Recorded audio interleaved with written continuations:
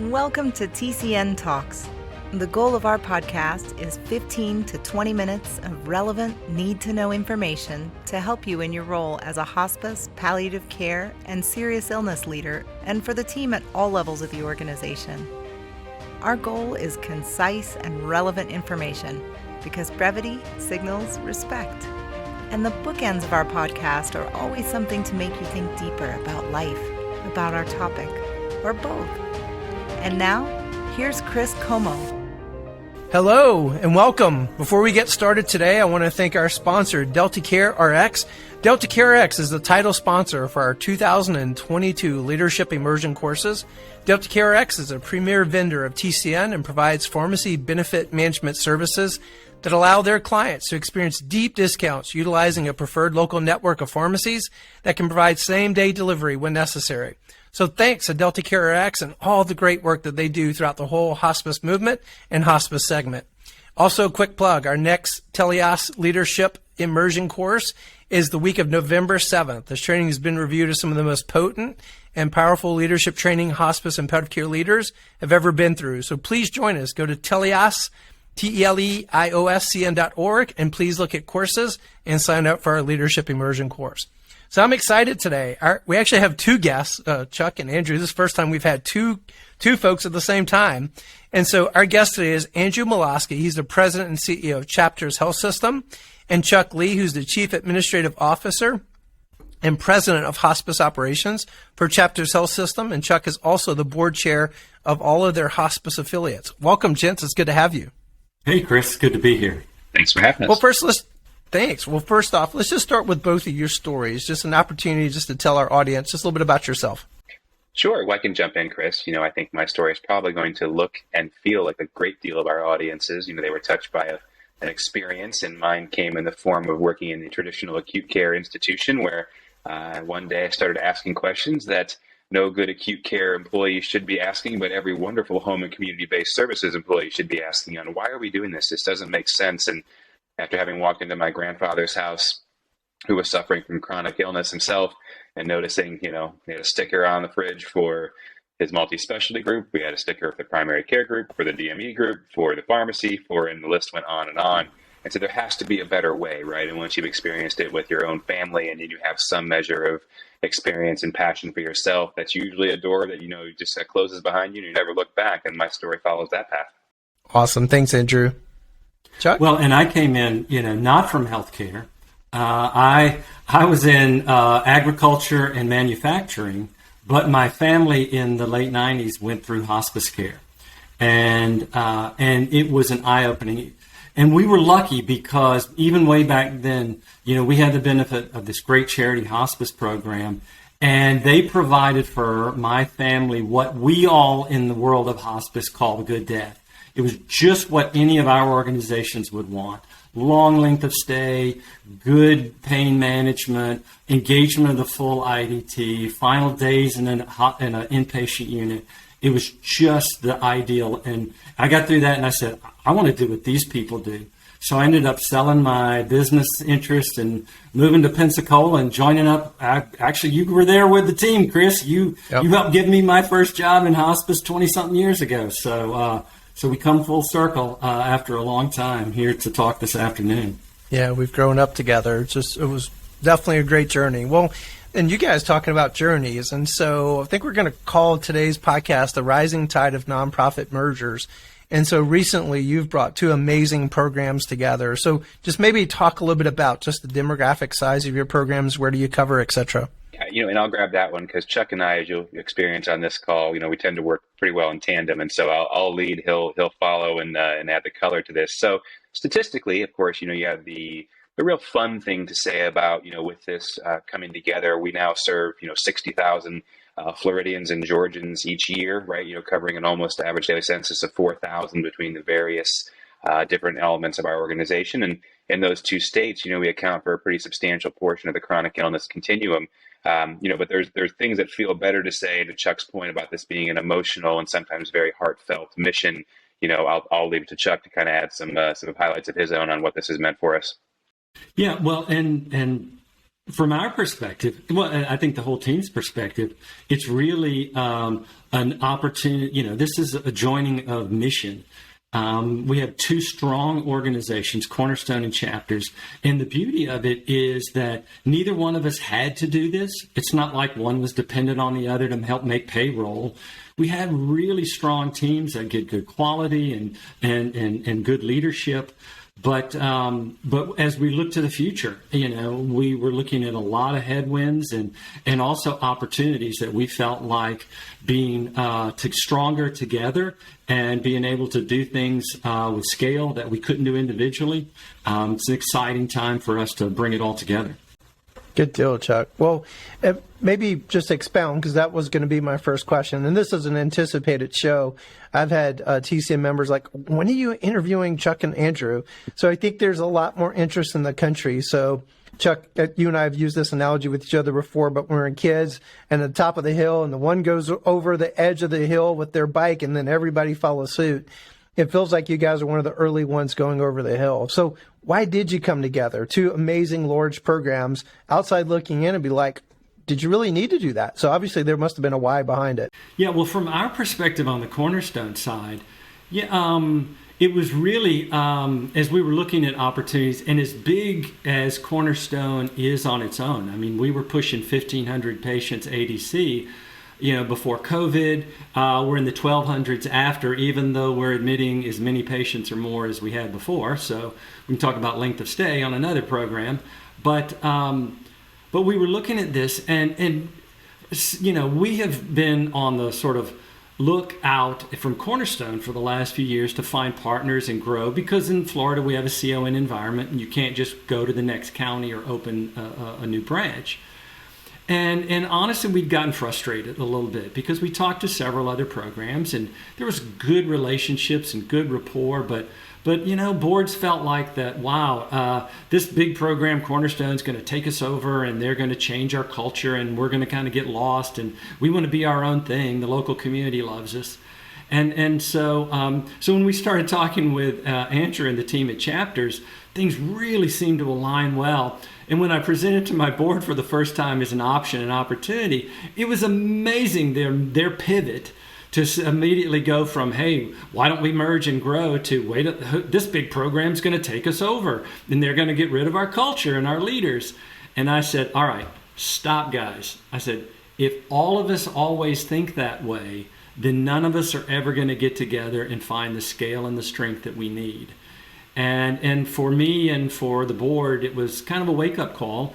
And then fortunately, the dialogue that we've had, as we've gotten to know Andrew and the leadership team that he's built on what we were calling the legacy side over at Chapters, we just found more and more alignment. And so we spent a good chunk of time figuring out a lot of the details before we announced things. So some folks might have been surprised by this. Oh, it seems so sudden.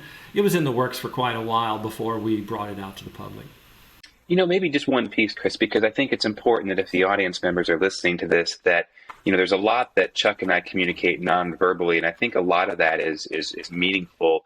To his point about measuring twice and cutting once, any dialogue that starts from a position of one program, one person, one role, asserting control or asserting a vision over another, is probably off to a rockier start than it needs to be, right? When your collective vantage point is, what can we accomplish together that neither of us would have done on our own? And I think this parlays into your question about early wins. That's really where Chuck and I were able to take, not just to he and I, but to our entire team, the concept of, this isn't about Chapters taking over Cornerstone or Cornerstone taking over Chapter or one culture not succeeding. This is, if we're all going to be here next week, next month, next year, what can we get out of this deal that we couldn't on our own? And it's amazing what that will do for your culture, for your planning, for your prioritization and resourcing. And ultimately, when the rubber meets the road and someone says, well, do I even fit into this picture? When you started with, we're both doing these things, and now we want to add these things, there's a place for everybody and then some. And that changes the dynamic of things. And so I think where you were going was quick wins. I'll stop and turn it back to you, but I think they kind of dovetail to that story. Yeah, that's actually a perfect dovetail, Andrew. So, what were some of the quick wins that you guys were looking for? And then maybe after that, what are some of the longer term wins? Well, some of the quick wins, for one, it helped with leadership continuity. Andrew and I both had a couple of C-suite leaders who had planned retirements, and the serendipity of it is the where one had a gap, the other had strength. Mm-hmm. And so in 4 different slots, we didn't have to worry about that. Wait a minute, we've got 2 of us and we only need 1, and which one of us isn't going to be here, this time next year. We were able to avoid some of that at the C-suite level, and Andrew and his team, when there was one slot that we both had a retirement. And so even before we were done with the paperwork, Andrew reached out and said, Chuck, if we're going to come together, I want your senior leadership team interviewing this candidate so that if we do, presuming we're pretty far along, but when we do, then we can both say that that's our candidate. And so I thought that was one of the trust building things that really helped me see that we were going in the right direction. When we were invited from the Cornerstone side to participate in leadership selection, even though technically we hadn't signed all of the agreements. And then maybe some of the longer term wins that you guys are looking for from the 2 programs coming together. We Chuck and I share this, and we tell the story a little differently, but the punchline usually ends up feeling about the same. I often will say to folks, I didn't get into this line of work to figure out how many patients I could see in a day. I got into this line of work to figure out how many patients' lives I could improve in a day. And sometimes that was 1 and sometimes that was 6. But the reality was every one of them mattered, right? And so you approach your employees, you approach your clinical offerings, you approach your financial services the same way. It's not necessarily a volume thing. It's a quality and a caliber thing. And so when we talk about long-term wins, and Chuck would, typically tell this story, so I'm going to steal his thunder. The first day we were legally able to operate together, we signed immediately, even without a plan on the funds flow or any of the logistics, the ability for the Cornerstone team to use, hospice houses that were in the traditional or historical, chapters portfolio. So in the first moment, we told staff who were always longing to place patients and families in a good environment, and we told the community who had always needed those services, now we're together. This is stuff you can all see. And those were concerted efforts, right? We could have allowed the bureaucratic process. We could have made sure we had all the workflows and the billing transformations and all those things lined up first, but we put our actions at the bedside, and that was one of the tenets of this whole thing, was we're going to improve this in a patient care perspective. We're going to improve it for our employees. And to your point about long-term plans, that's in my mind when you start to see things like economy of scale with benefits offerings and better contract negotiations and vendor selections. You'll be able to revisit all the contracts that are in place. You start to come up with chapters had a project management organization and Cornerstone had a group purchasing organization. Well, guess what? Now we both have those things.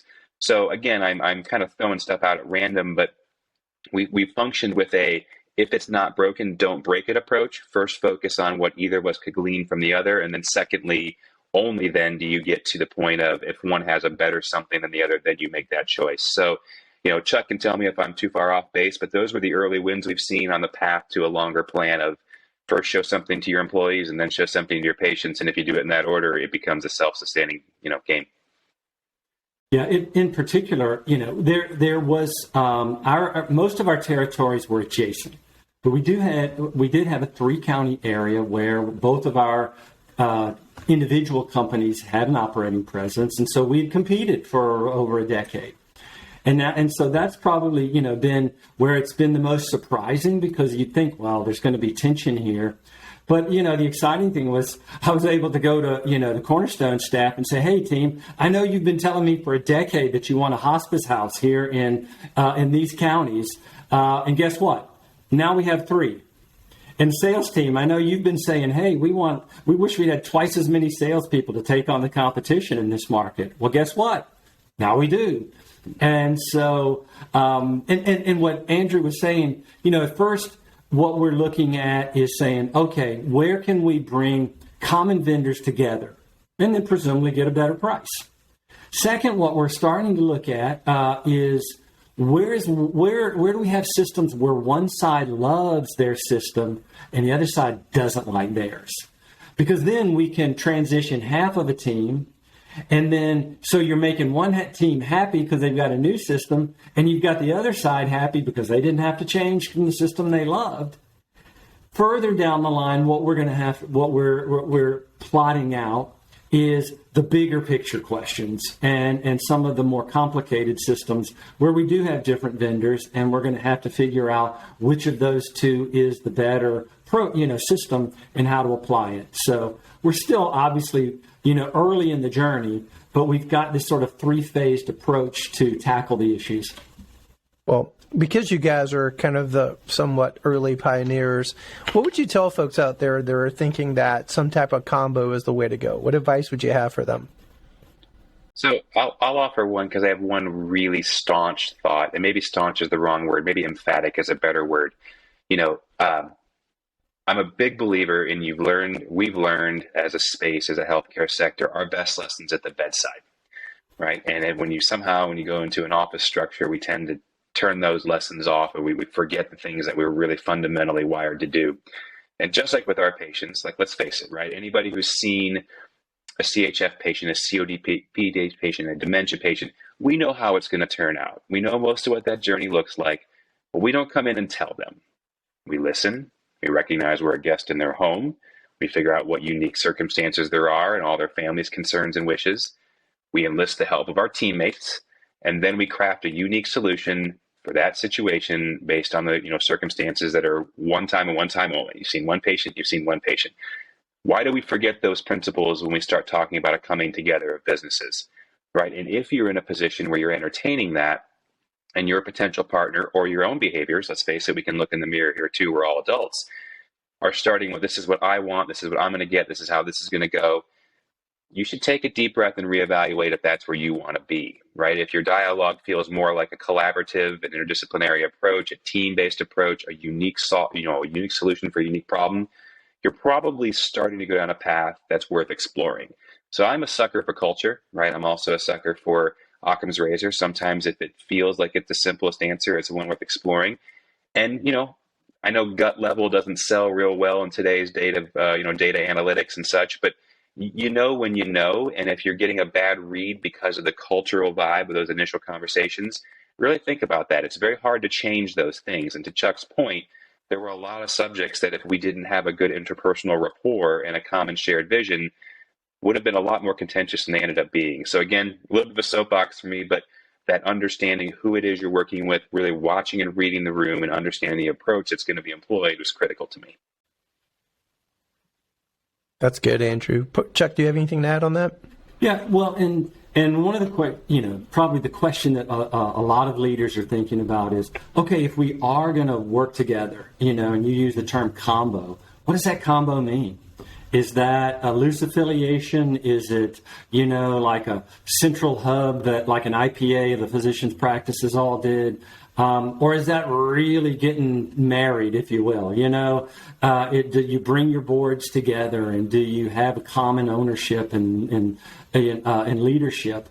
And, just having talked with a lot of folks over the last decade, we just felt like from Cornerstone's approach, and this aligned nicely with Andrew and Chapter's way of thinking, that we really needed to have plenty of conversation, certainly, have due diligence, of course, but when it seems like it's right, and it did seem like it was right, to go ahead and move boldly forward.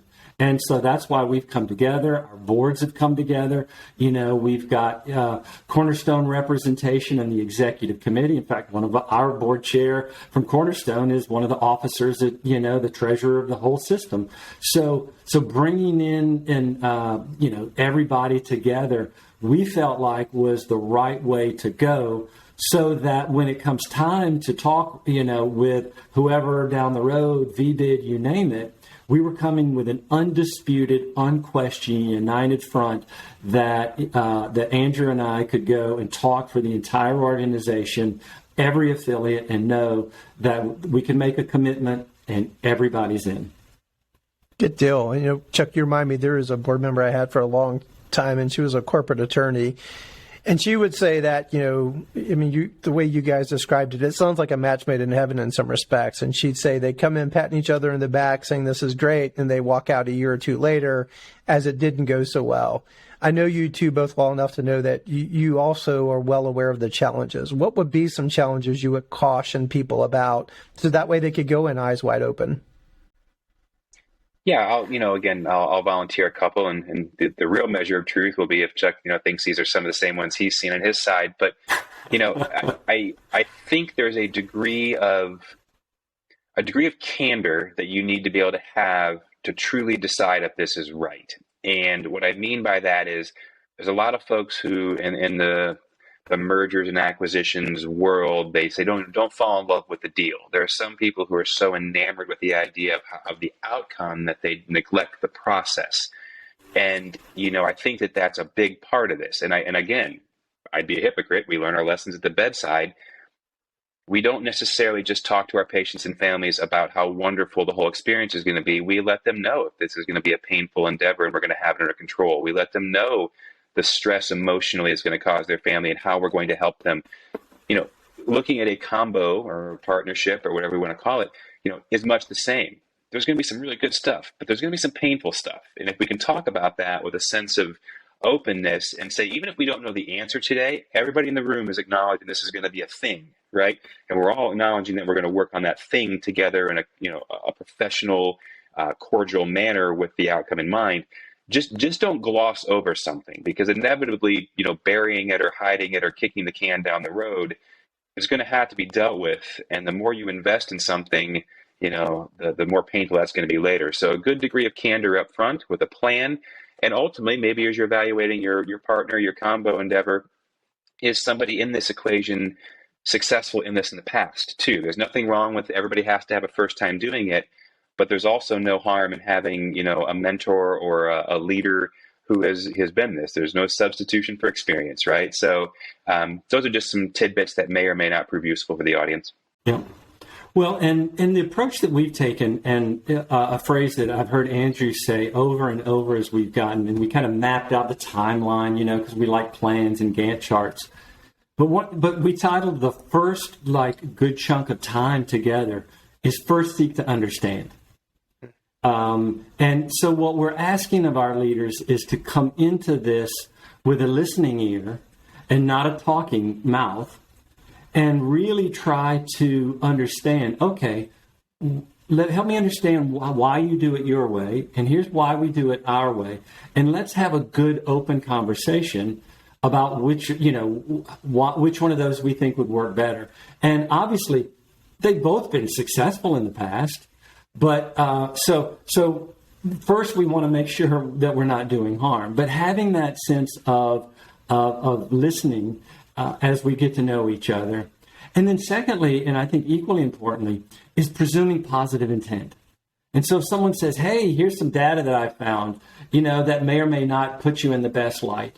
Or someone asks a question. It's real easy to get defensive and go, why are you asking that question? That's what all you guys are doing. You just want to change us. That's all you want to do. No. I'm just helping you understand why. Like cynics start with why. Well, sometimes we got to drill down to the why. Everybody wants to talk about, which EMR are we going to pick and which payroll system are we going to pick. The cynic would go, well, now you're getting into the what and the how. Let's make sure that we're getting focused and remembering and having a good conversation of the why, and try to always seek to identify what are those things that we can do for our patients and our frontline colleagues. What are those things that we can do together that we couldn't do individually? And let's put those things focused first, and the rest of it we'll figure out. That's great, guys. Well, maybe last question. What's your vision for the future? I imagine you've got a pretty good vision bringing two amazing programs together. So what's your vision? Okay, but let me take this one first, and then that way Andrew can finish and we can end on a high note. But, from the Cornerstone perspective, we looked at this, and now as the chapters team, even more so, we look at this, as we look toward the advent of VBID in Florida and more at-risk opportunities, whether that's through ACO REACH and other things like that, we're going to have to find a whole new way of doing things. And in fact, Andrea and I were having a conversation before this about a new operating model for hospice under a managed care, VBIG, quality, premium kind of world, where none of us have really, and maybe a few of us have this year, but most of us, but that's not been an explicit expectation in order to get paid. So we want to make sure that we have the opportunity through the scale to even have a seat at those tables, and make sure that whatever happens over the next 40 years, we're around to see about it. So, that's a tough one to top. The way Chuck articulated that is perfect. I tend to tell story through parable, right? And I think many of us have heard or are familiar with, the idea of goal setting. When they've asked John Kennedy to set the goal, he said, we'll bring him, a man to the moon by the end of the decade. And the part that people always tend to forget is, and bring him back safely, right? And so when we talk about big and bold goals, I proudly tell people this is shooting for the moon. But I believe when, healthcare, you're in your own private home 350, 355 days a year, and you're only in the acute care institutions 10 days a year, why are they the center? Why are they the focal point of how care is delivered in our community? And I just believe that, home and community-based services, inclusive of hospice and end-of-life care, is the future of healthcare. It is low cost, it is high quality, it is person-centered, it is family-oriented, interdisciplinary in nature, and everybody loves it. But yet it's never been given the stage that it deserves. And I think it's our opportunity, in this case as chapters and Cornerstone, but really as the grander audience, to impact that. And everybody has a voice. The challenge is we need to figure out a common message. And so our attempts to grow, our attempts to be visible and present, our attempts to change how care is delivered are all focused on that singular goal of putting home and community-based services in the spotlight that they've deserved, but for so long have just not had the voice for. So it's not growth for the sake of ego or hubris. We're not bored. We're not sitting on a pile of money we don't know what to do with. It really is the only mechanism to really garner us all the respect that we've deserved and committed to. And so sometimes you just have to grab the bull and go, and that's what we're choosing to do. Well, gents, I just want to thank both of you. You've always been innovators, both of you. Chuck, as long as I've known you, and Andrew, ever since I first met you, pushing the envelope. Any final closing thoughts that just you would want to leave folks with? I would just say that find good partners in your area. Find good neighbors, and you know who they are. The starting point is regional or within a state. So, I know, Chris, what you and your folks are doing in North Carolina and beyond, what Kent and his team's doing up in Ohio and other places in California. I'd say be bold and be brave and find ways to be stronger together. We're all going to need it. Thanks for that, Chuck. And as I always leave our listeners with, I had to choose two quotes this week. So the bookend of our podcast is always a quote. Two, since we have two great guys today. And so the first one's from the Disney Institute. An effective strategic vision creates shared purpose, inspires passion and interest. It conveys values, and it guides decision-making and strategy. And then the second quote is from T.S. Eliot, one of my favorite. Only those who will risk going too far can possibly find out how far one can go. Thanks for listening to TCN Talks.